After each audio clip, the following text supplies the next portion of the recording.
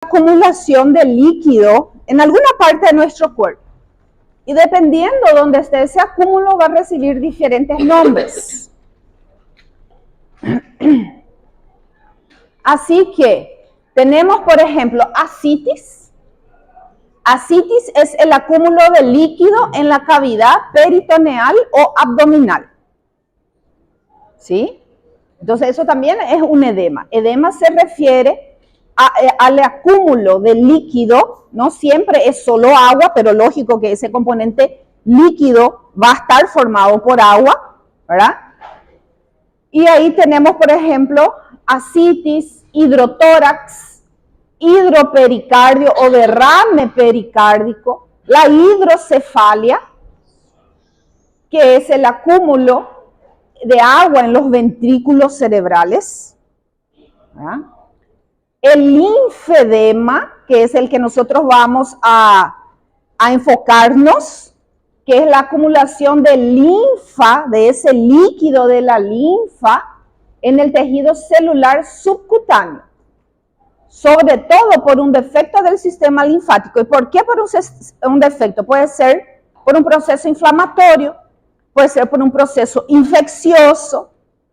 Entonces nosotros tenemos que saber que ese paciente encamado, ese paciente enfermo crónico, es un paciente inflamado. Y esa inflamación va a conllevar a la acumulación de linfa, porque obstruye los ganglios linfáticos. Porque un cuerpo inflamado inflama el hígado.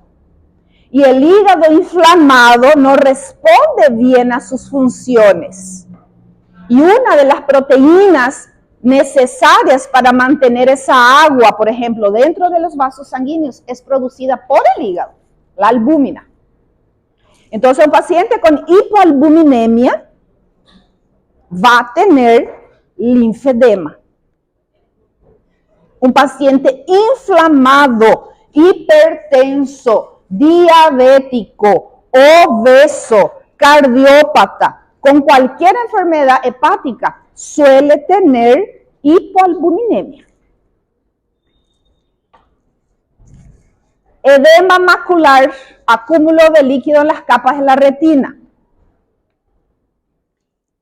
Y eso es tan grande que inclusive ese acúmulo de agua se observa aquí, alrededor del ojo, creando aquellas bolsas de agua.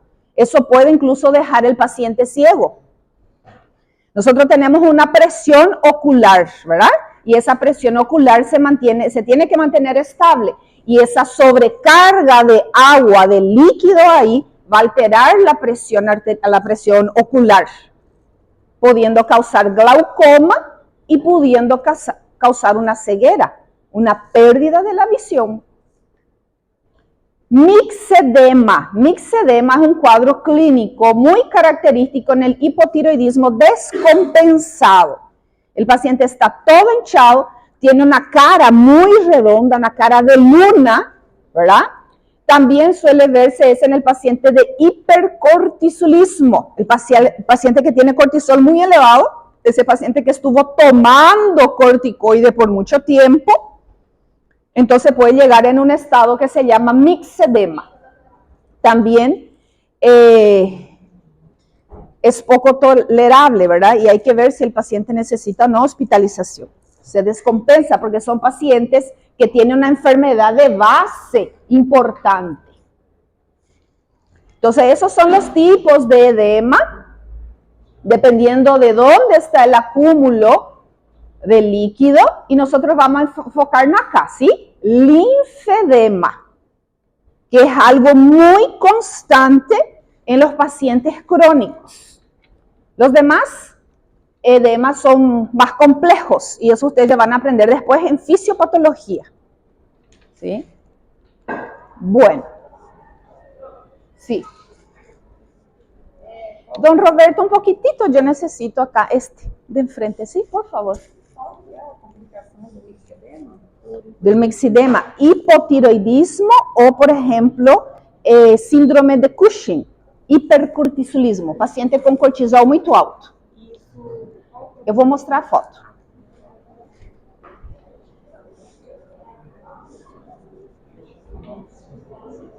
Entonces, edema es la acumulación de líquido en el espacio extracelular o intersticial, además de las cavidades del organismo. Entonces, dependiendo de la cavidad, de la localización, va a recibir diferentes nombres. Causas, aquí hay 4. 4 causas principales, hay mucho más, ¿sí? Vamos a hablar del linfedema. Por incremento de la presión hidrostática y por la reducción de la presión oncótica de los vasos sanguíneos. O sea que hay un desequilibrio entre la presión de los líquidos. Y justamente es ahí donde van a entrar las proteínas plasmáticas. Entonces nosotros tenemos un grupo de proteínas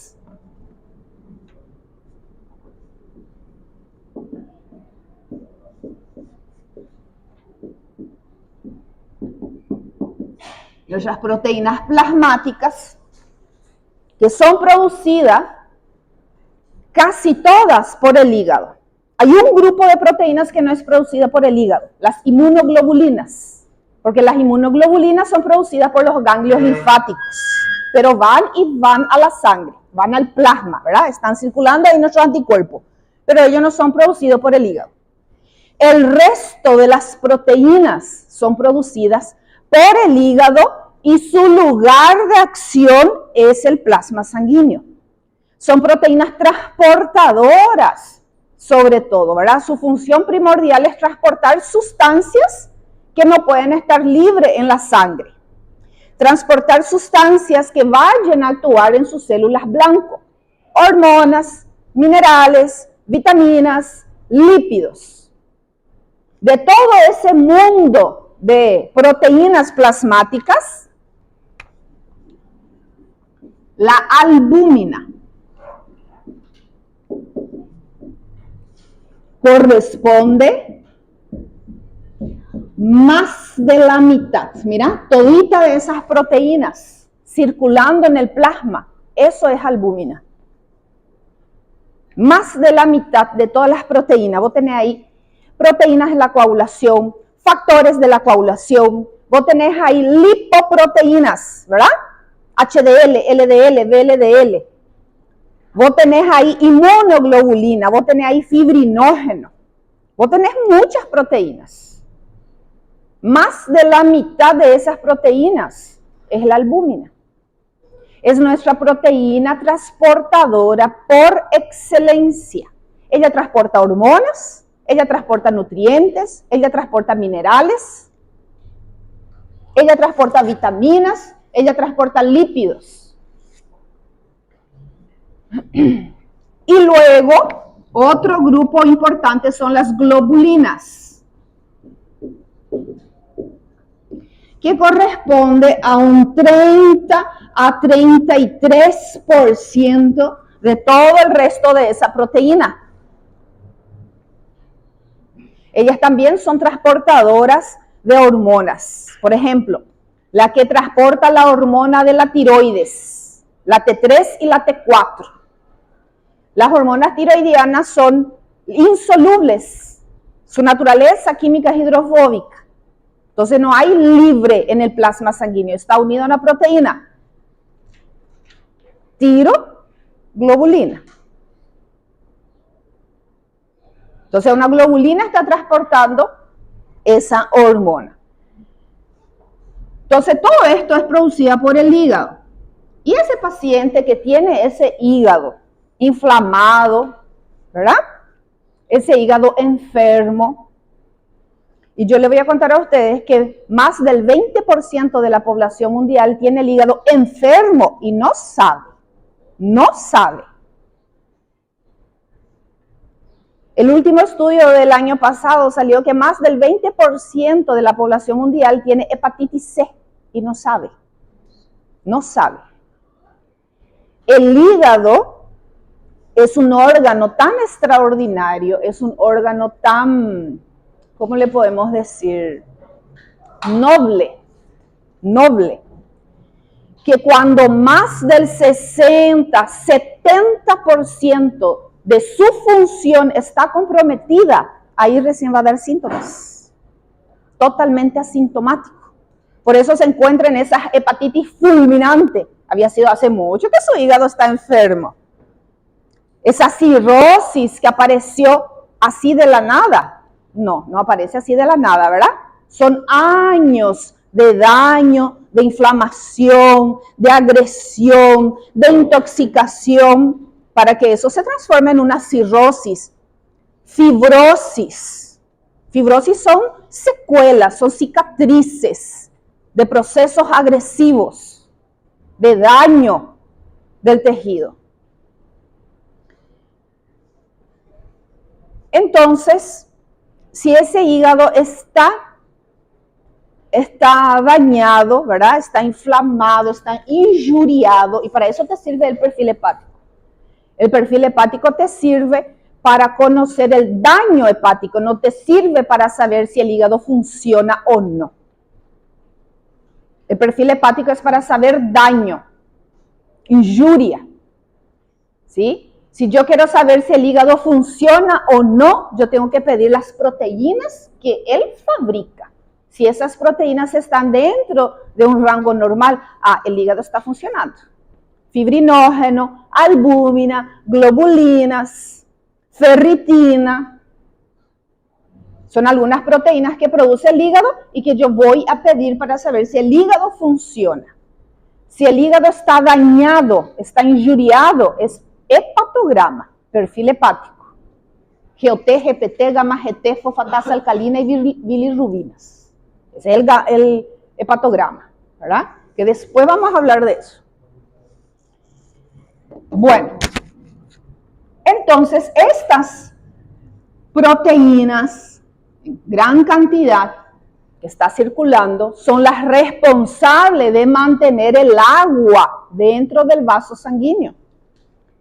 Porque el agua es un disolvente universal. Y ella va a moverse para mantener el equilibrio entre soluto y solvente. Este es el soluto. Las proteínas que están ahí. El agua es el solvente. Entonces hay un equilibrio.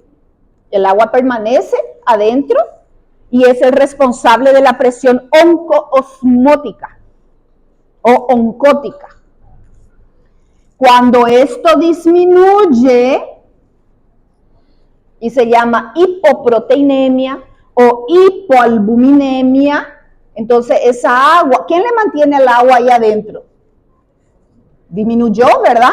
Hay menos soluto. Afuera ahora hay menos soluto. Entonces el agua va a salir. Y eso es el acúmulo de líquido en el tejido subcutáneo.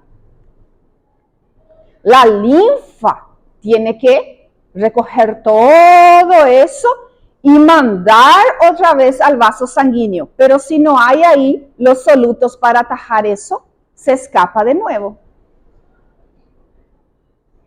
Los ganglios linfáticos son los responsables de volver a captar todo eso, pero si ellos están reinflamados, ¿por qué? Porque tu paciente está inflamado, tu paciente está enfermo. Entonces, ese equilibrio se ha perdido. Aumento en la permeabilidad de la pared de los vasos sanguíneos.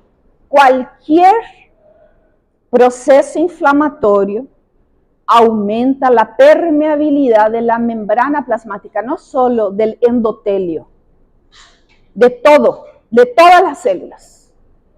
Entonces, ella pierde aquella característica fundamental que tienen las membranas biológicas, semipermeable,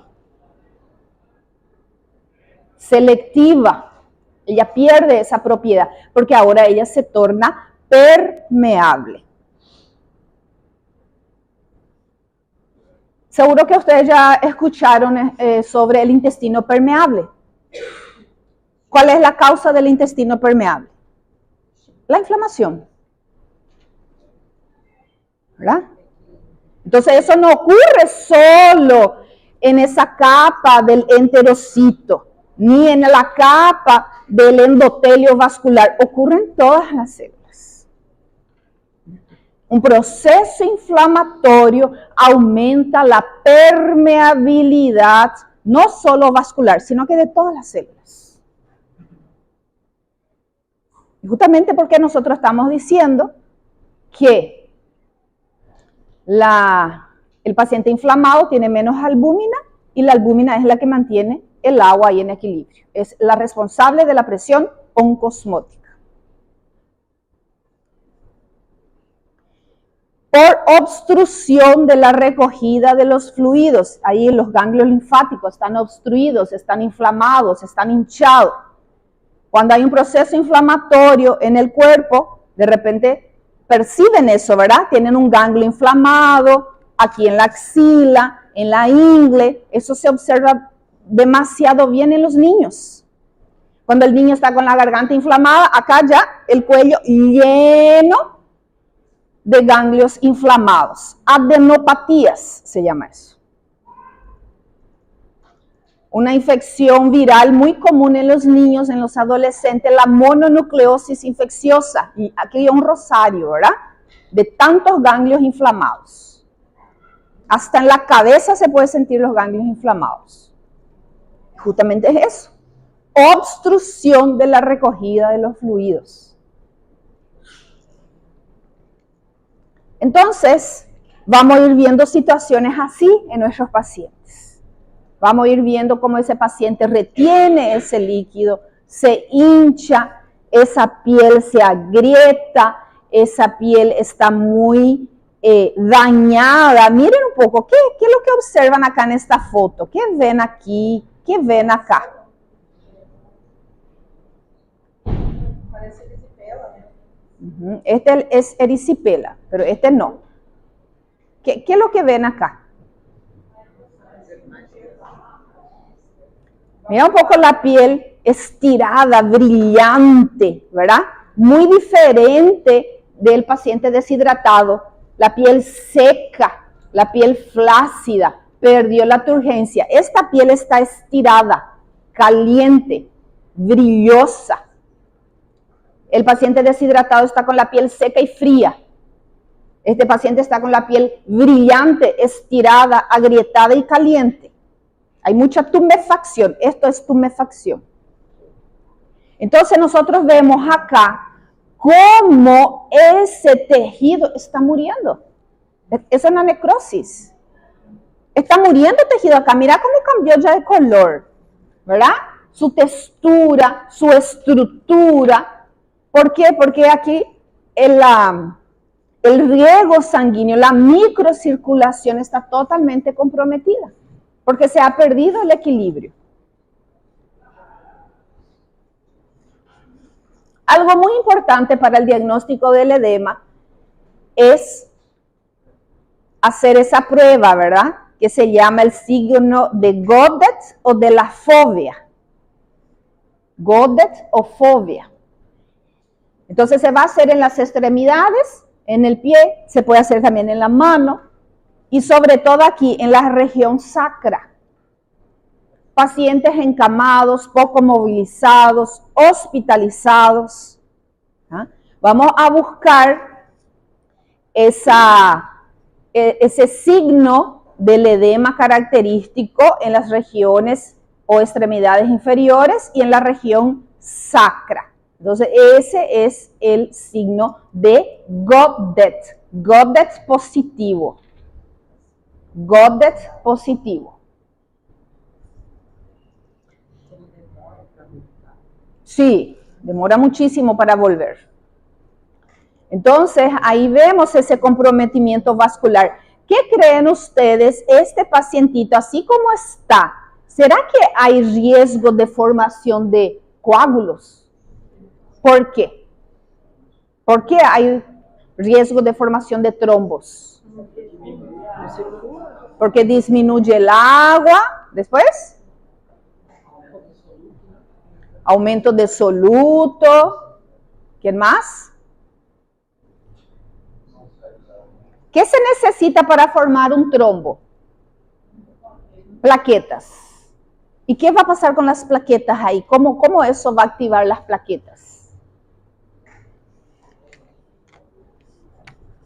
Entonces vos tenés tu vaso sanguíneo, tu endotelio íntegro, lindo, maravilloso, cumpliendo su función. Y ustedes saben que la sangre viaja por esto en un flujo laminar, sin tocar la pared de los vasos sanguíneos. Porque el endotelio vascular segrega proteínas y sustancias antitrombóticas para mantener en equilibrio la hemostasia. La hemostasia son los mecanismos fisiológicos para formar un trombo y detener una hemorragia, una pérdida de sangre. Entonces es un mecanismo de defensa, pero hay que controlar ese mecanismo de defensa. ¿Y quién controla eso? Es el endotelio vascular, con sus proteínas y sustancias antitrombóticas, que impide que las células y las plaquetas se adhieran a ella. Pero para que eso ocurra, esto tiene que estar íntegro, ¿verdad? Lindo y maravilloso. ¿Y qué dijimos cuando hay inflamación? Aumento de la permeabilidad. Esto se daña. Y cualquier daño que ocurra aquí despierta a estas celulitas. Y en vez de producir un factor antitrombótico, ahora ella empieza a producir un factor tisular que despierta todo acá y dice, algo está errado aquí. Vamos a hacer nuestro trabajo. ¿Y cuál es el trabajo? Formar un trombo. Entonces, cuando hay una lesión, un daño, un proceso inflamatorio, estas células se alteran y exponen fosfolípidos de membrana y fibras de colágeno. La fosfatidilcerina es un fosfolípido que activa las plaquetas. Entonces las plaquetas estaban viajando todas, ¿verdad? Quietinhas. Todas lindas ahí. Fosfatidilcerina. Ella tiene 3 micras, la plaquetita. 3 micras tiene. Entonces está viajando ahí sin tocar el endotelio. De repente encontró fosfatidilcerina y encontró fibras de colágeno. Ah, esa es la señal. Y ella va a hacer lo que ella sabe hacer. Desgranular sus factores biológicos que ella tiene en sus gránulos densos y gránulos alfa. Factor Van Willebrand, ¿ya escucharon? Es una proteína do capeta. Ella va a crecer 7 veces. Aquella plaquetita de 3 micras, ahora va a tener 7, 10, 15 micras. E não é redondinha, agora é cheio de pseudópodos. Sabe a baixinha quando fica brava? ¿Verdad? Sai de perto. E aí, ¿qué hace? Forma um trombo plaquetário. ¿Sí? Solo que ese proceso muchas veces no despierta el factor de la coagulación, la cascata de la coagulación, que es otro proceso. Entonces, para poder atajar ese coágulo, ese tapón plaquetario que se formó aquí, precisan de un cemento. Y ese cemento es la cascata de la coagulación, que tiene otro mecanismo. Muchas veces no se forma la cascata de la coagulación acá. Entonces, este tapón plaquetario no es fuerte. ¿Y qué va a pasar con él? Solta, se desprende y empieza a viajar por todo el cuerpo. Y donde la circulación está menos, o sea, más comprometida. ¿Y dónde vimos que está más comprometida? En las extremidades. Y ahí que ele vai ficar. Comprometiendo más aún la microcirculación. Y ahí comienza a morir tejido. As pessoas que realmente viajam e têm algum problema, viajam de avião, Sí, y viaje de mucho tiempo, poca movilidad, ¿verdad? Los pies para abajo, horas, ¿verdad? Horas y horas. ¿Quién viene de repente de lejos y viene manejando, a veces 2 días de viaje, ¿verdad? Llega con las piernas, con los pies todo hinchados. Uno, no tomaste lo suficiente agua. ¿Por qué? Porque não dá para ir no banheiro cada hora, não dá para parar para ir no banheiro de hora em hora, ¿verdad? Y la poca movilidad. Entonces, esa poca agua en el cuerpo segrega la hormona antidiurética, retiene toda el agua en el cuerpo. Eso hace la hormona antidiurética. Ella entiende que te falta agua, entonces no podés perder agua, hormona antidiurética, la vasopresina. Sí. ¿Todos firmaron? Sí, te escucho. Ajá. En cualquier parte de tu cuerpo, un ACV, un infarto, un tromboembolismo pulmonar, ¿cómo se llama eso? Así es, ¿verdad? En las piernas, en cualquier parte de tu cuerpo. Imagínate los riñones, imagínate allá en el filtrado glomerular donde están los capilarcitos, imagínate que el trombo va ahí. Entonces va a dañar ese glomérulo e ele já não vai filtrar. Mais edema, e pior ainda, né? Pode causar uma insuficiência renal aguda. E porque ele não está forte, a própria pressão, porque aqui não tem o cemento, não tem as fibras de fibrina, porque não se formou, porque isso aí é outro processo. Falamos do fígado, o fígado está enfermo, não produz. Quem produz os fatores da coagulação? O fígado. Mayormente esos pacientitos entonces tienen deficiencia de la coagulación, ¿sí? Entonces no se forma esa cascada y esto queda débil, queda frouxo y se suelta. Entonces esa es una complicación del paciente con edema. En cualquier momento se puede formar aquí una embolia. ¿Sí? Sí. Sí, es uno de sus tratamientos. Estimulando el sistema linfático.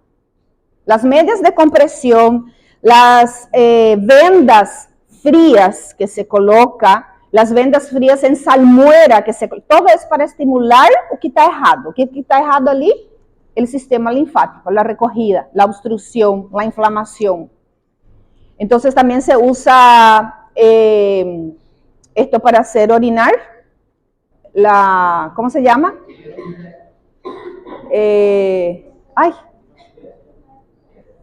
Para aumentar la diuresis, para orinar.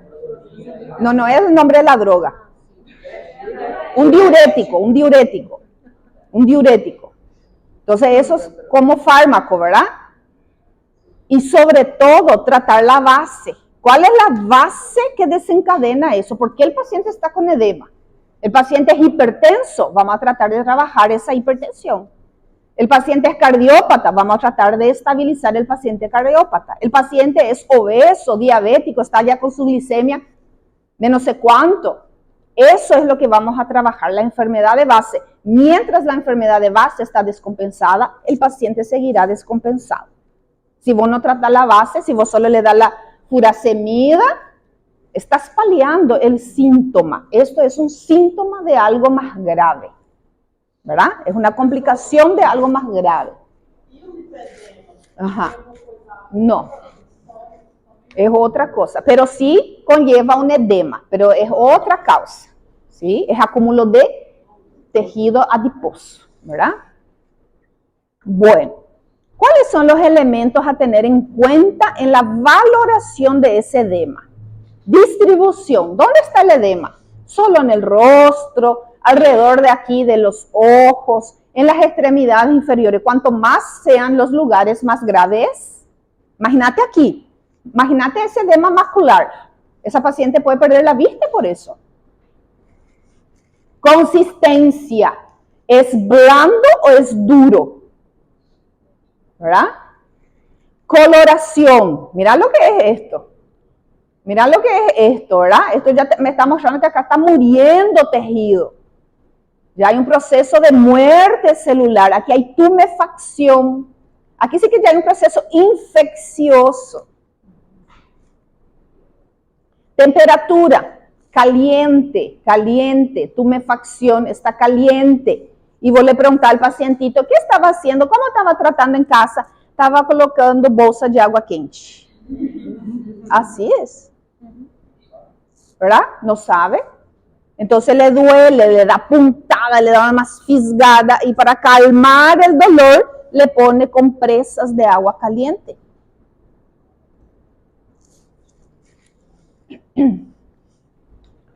La sensibilidad. Cuando el paciente perdió la sensibilidad, último caso. Ya hay comprometimiento nervioso. ¿Sí? Y esto suele doler, duele al paciente. Y ustedes tocan así, hace esa la prueba del Godet, el agua brota de la piel, sale agua a través de la piel, ¿no? Como una sudoración, parece que está, la piel llora, sale agua. Donde le pinchas con una aguja, yo por ejemplo trabajo con el ozono, y yo uso el ozono para desinflamar, donde clavo con la agujita dérmica, la agujita de insulina, que es una pontinha ínfima, de ahí sale el agua. Impressionante. Então a gente faz aí uns 10 pinchocitos assim, nos 10 pinchocitos sai água. Sí, le puede dar. Entonces ese signo de Godet es muy importante, ¿verdad? Lógico que el edema ya es visible por sí solo, pero vos viendo ahí la profundidad, ¿verdad? Mira un poco, entonces sabes que esto es grave. Cuanto más profundo, más grave. Y para poder sacar una muestra de sangre, por ejemplo, de un paciente así. Para poder poner una vía. Tremendo es, tremendo, muy difícil. ¿Sí? Mira lo que es esto. Entonces, pacientes obesos, ¿verdad? Pacientes muy hipertensos, pacientes cardiópatas. Son pacientes muy inflamados. Entonces, ellos están propensos a sufrir de esto. Esa piel que está muy estirada, muy agrietada, es una puerta de entrada para cualquier microorganismo. Aquí puede haber infección por hongos, bacterias, incluso virus. Entonces aquí es una puerta de entrada. Y esto que causa la erisipela es un Streptococcus pyogenes, especialista en inflamar, en infectar tejido blando, piel, y es de muy difícil tratamiento. Como ellos son pacientes enfermos crónicos, frecuentemente suelen tener 2, 3 episodios de procesos infecciosos al año. Son pacientes que toman 2, 3 veces, a veces 4 veces antibiótico al año. Ellos tienen mucha resistencia bacteriana. Entonces, a veces hay que usar 2, 3 tipos de antibióticos, rotar 2, 3 tipos de antibióticos para poder solucionar. Y aún así no se soluciona. Y ahí viene la mayor de las complicaciones, amputar. El paciente pierde parte de su cuerpo por esto. ¿Por qué? Porque esto genera una septicemia, una infección grave que apeligra la vida de la persona. Entonces ahí van a encontrar pacientitos que perdieron en los dedos, o que perdió el pie, o que perdió la pierna por estas complicaciones. Mirá lo que es esta piel, brillosa, estirada. ¿Están viendo toda esa agua, esa gota? Está brotando de la piel del paciente. No es que está molhado que alguien molhó aquí. Eso aquí está brotando de la piel del paciente. Miramos la ampolla. Tenemos bacterias que son productoras de gas. Y otra complicación grave, la malignización. ¿Sí? Sí. Cáncer. Este es un cáncer. ¿Sí? Sarcoma linfático o linfagiosarcoma. Entonces tenemos dos complicaciones graves, las amputaciones y la malignización. De tanto proceso inflamatorio, infeccioso, constante. Hace años que tu pacientito sufre de esto, ¿verdad? Esas células no aguantan y realmente se transforman en células atípicas. Y esas células atípicas pueden generar un cáncer. Y ustedes van a encontrar pacientitos así, ¿verdad? Cuando hagamos ahora nuestros proyectos, ustedes tienen que mirar los pies, las piernas, las manos. Después nosotros vamos a ensayar con la ficha de anamnesis del paciente todo lo que ustedes tienen que revisar. Es más o menos media hora con un paciente para hacer la ficha y tomarle la sangre. Van a trabajar en grupo de 2 a 4 y más o menos tienen 2 pacientes en una mañana, porque 2 pacientes en una mañana es 1 hora. No quiero cosas de 5 minutos, porque en cosas de 5 minutos ustedes no aprenden nada. En 5 minutos no le van a sacar la sangre todavía a su paciente. Entonces nosotros vamos a ir agendando por grupos de trabajo 2 pacientitos por jornada. Tenemos que buscar pacientitos así, paciente enfermo, ¿verdad? Paciente para poder ver las alteraciones. El año pasado tuvimos un paciente que tenía 1100 de triglicéridos y 600 de colesterol. Paciente joven, 45 años, un funcionario de acá de la facultad. Trabajando, normal. 1100 de triglicéridos. Yo ya le mostré a usted lo que era un plasma lipídico, ¿verdad? Así era su plasma. Cuando sacaron la jeringa, los alumnos ya se asustaron. Ya se veía las micelas de los kilomicrones ya se ve ahí, a simple vista. Seu nome, 69 quilos, 1,90 m. Sí, normal. Genético, ¿verdad? Y su papá la misma cosa. Su papá tiene 7 stents. Entonces, esas cosas lo que da gusto agarrar para poder aprender y ver que no es cosa que está solo en los libros. Cosa de paciente que vemos. Sí. Claro, la gestante. ¿Qué pasa con la gestante? Ella tiene pérdida de albúmina. Entonces, la pérdida de la albúmina va a conllevar a la disminución de la albúmina y por ende al edema. Y eso es muy grave porque causa una condición que se llama preeclampsia. Sí.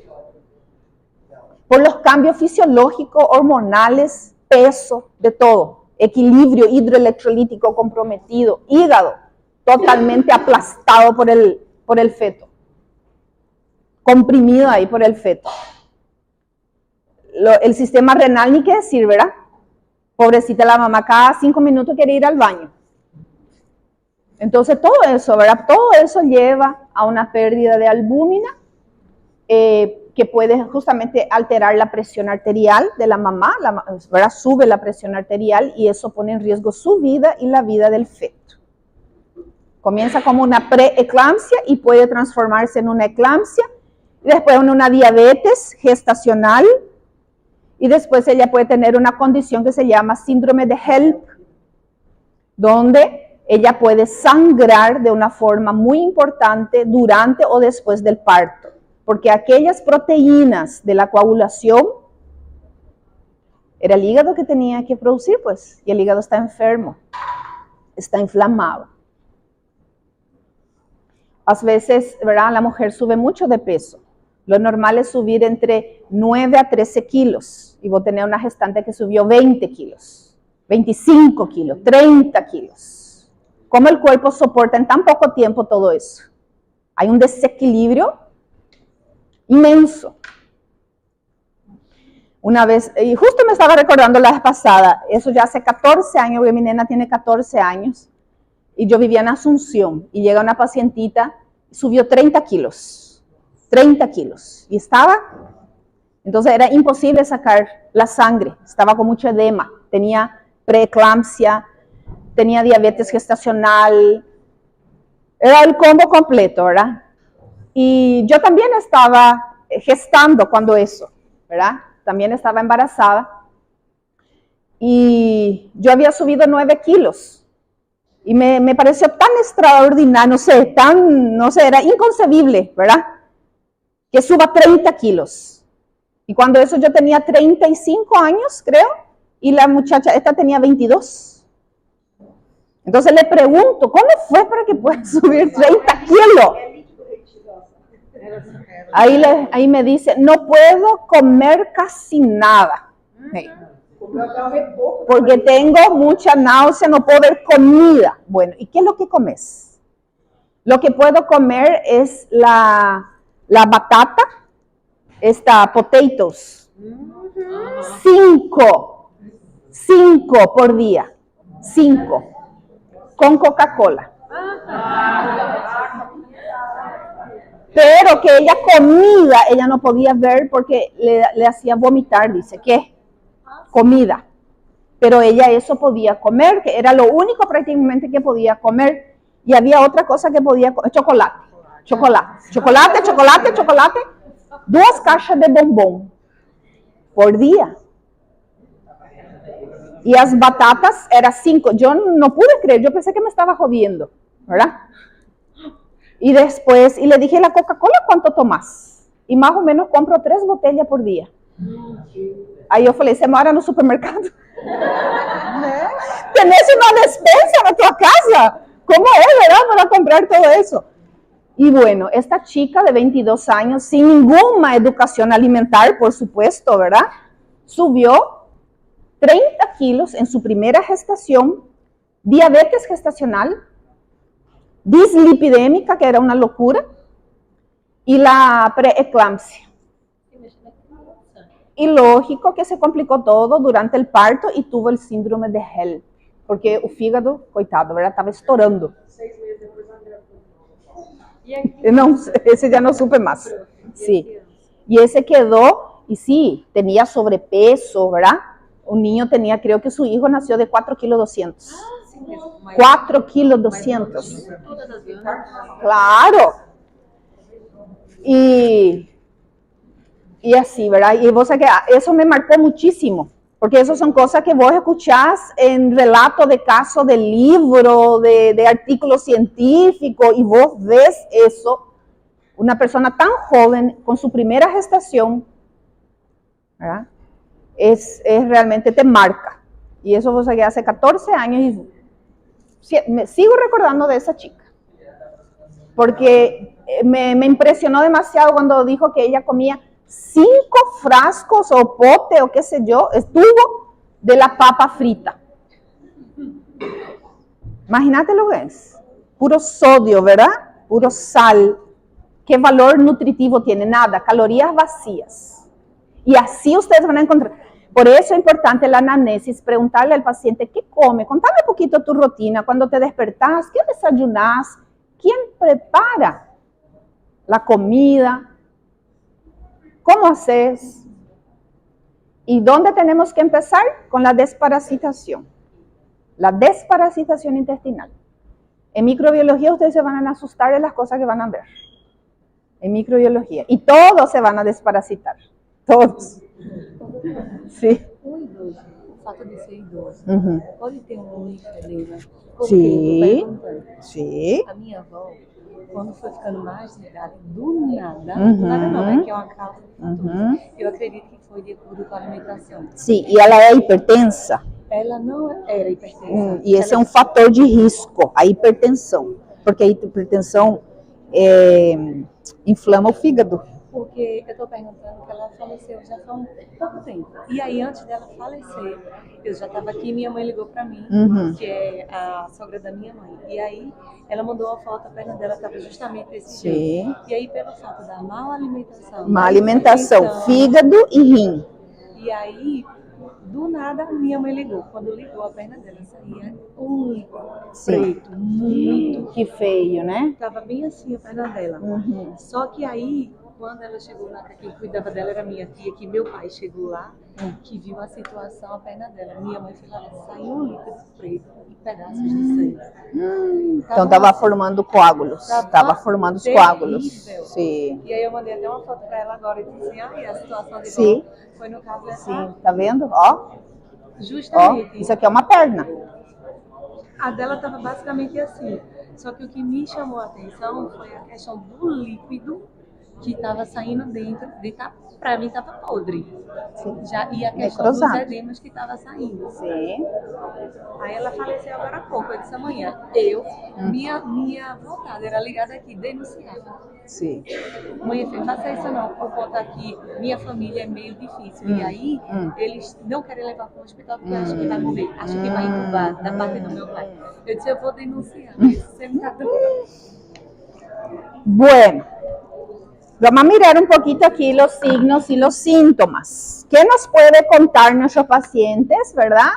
Y qué podemos observar también en ellos. Entonces, esa dificultad respiratoria, el paciente está muy pesado, el paciente está muy incómodo, está muy desconfortable. Esa oxigenación de los tejidos está también comprometida, ¿verdad? Entonces, vamos a ver la cianosis. Esa falta de oxígeno aquí, alrededor de los labios, en los dedos, en la digitalia, tos, sudoración, esa sensación de pesadez, elevación de la presión arterial. Y ahí, como dijimos, esa pacientita gestante, eso es muy peligroso para ella. Ese paciente cardiópata es muy peligroso para él. Ese paciente que ya sufre lo de glaucoma, eso también es poco tolerable. Pacientes que fuman, pacientes tabagistas, ¿verdad? Son pacientes muy inflamados, toleran mal esto. Pacientes anémicos toleran mal esto. Retención de los líquidos en las extremidades, la piel estirada y brillante, la piel agrietada, tumefacción, dermatitis ulcerosa, la que veíamos en esa foto.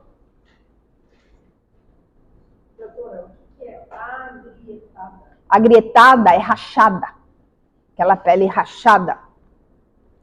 Malignización del edema o infección por erisipela, los dos juntos, y eso puede llevar a un linfagiosarcoma, que era lo que veíamos ahí. Y también una de las complicaciones es la amputación de los miembros inferiores. Entonces, imagina el paciente tener que perder, ¿verdad?, una parte de su cuerpo por esto. Y acá, como estaba contando recién la compañera, que le sucedió, por ejemplo, a un familiar de ella, y fue algo así muy rápido, y ella cree que fue también por una negligencia, ¿verdad? Porque eso había forma de ver y de revertir. Y una forma de revertir es usar fármacos que corresponden de la forma adecuada, la dosis adecuada, las medias de compresión, la rehabilitación con los fisioterapeutas. Los fisioterapeutas hacen el masaje, el drenaje linfático. Es importantísimo volver a activar y desinflamar todos los ganglios linfáticos, y eso se hace a través del drenaje linfático. Hoy existen equipamientos que hacen eso, ¿verdad? El paciente entra dentro del equipamiento y hace un drenaje linfático. Los profesionales, el fisioterapeuta, los terapeutas hacen eso. Las vendas, las compresas con agua fría y con salmuera también ayudan bastante.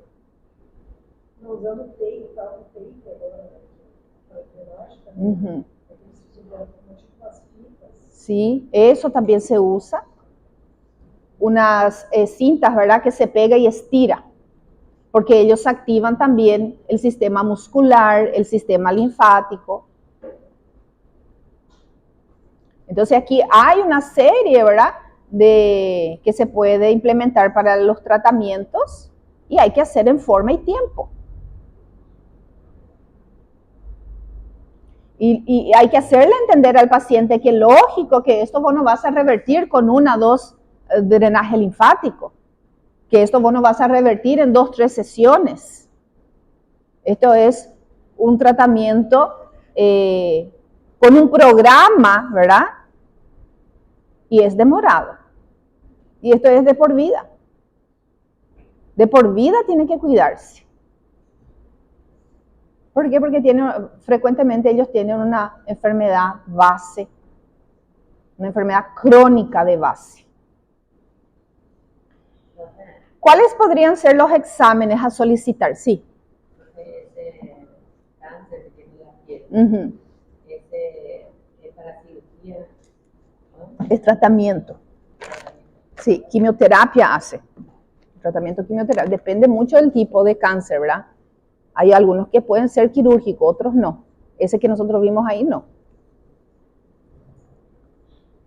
¿Cuáles son los tipos de exámenes que podíamos implementar en estos pacientitos? ¿Qué dicen ustedes? De aquella listita que nosotros vimos, los 6. ¿Los 6 serían pertinentes usar en el paciente con edema también? ¿Hay algo que podríamos agregar, algo que podríamos sacar? Si yo necesito saber la albúmina, ¿qué análisis se pide? Perfil proteico, perfil renal sí o sí, hemograma sí o sí, perfil proteico donde me va a dar la albúmina, me va a dar las globulinas.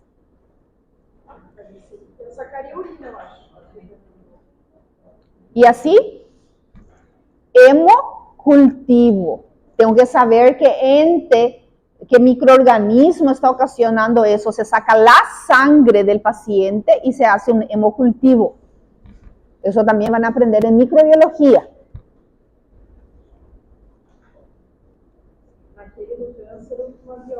Una biopsia.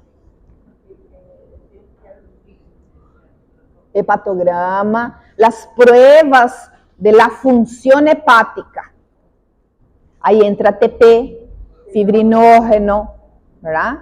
Quiero saber la extensión del daño en el hígado de mi paciente, TGO, TGP. Entonces ahí hay exámenes que se pueden adicionar a aquella listita que nosotros vimos anteriormente. Sobre todo entonces, perfil proteico, perfil hepático y pruebas de la función hepática. Perfil hepático y pruebas de la función hepática. Hemocultivo, con H, hemocultivo.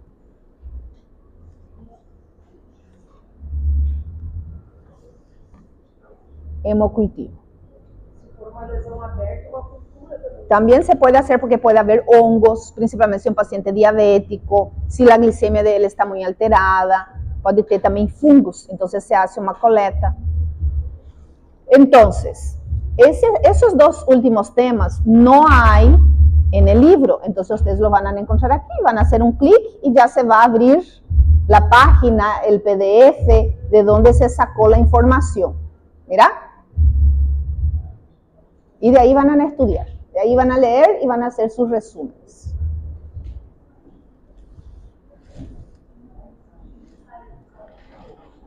Y para terminar nuestra clase, nuestra unidad de agua, vamos a hacer las preguntas de control. Cada unidad tiene preguntas de control. Algunas nosotros vamos a hacer en clase y otras ustedes van a hacer por su cuenta. Hoy vamos a hacer esta y voy a sellar en el cuaderno de ustedes, ¿está bien? Vamos a ir haciendo juntos. Van a poner el siguiente cabello.